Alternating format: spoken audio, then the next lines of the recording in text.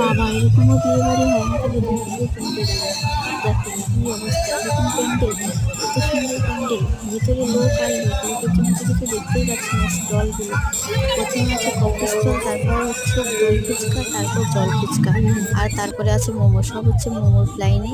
এই দেখো, ভিড়ের পর দুটো মোমো পেলাম অনেকক্ষণ দাঁড়ানোর পরে। তারপরে এই যে ভিতরে ঢুকতে যাচ্ছি খাওয়ার ওখানে।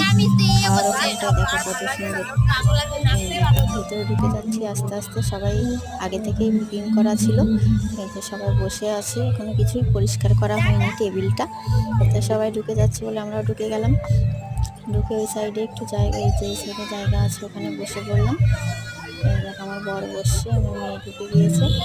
দেখো উপরে কত সুন্দর, ভিতরে প্যান্ডেলটা কত সুন্দর। দেখো এই যে বসে পড়লাম খেতে আমরা। আমার মেয়েটাকে, ছোট্ট মেয়েটাকে কিউট লাগছে, খেতে বসে পড়লাম। এইগুলো আগে থেকেই সরাই নিয়ে এখনো তাও বসে গেলাম। আমার এই ছোট্ট ব্লগটি কেমন লাগলো বিয়ে বাড়ি কমেন্টে জানিও, লাইক করো।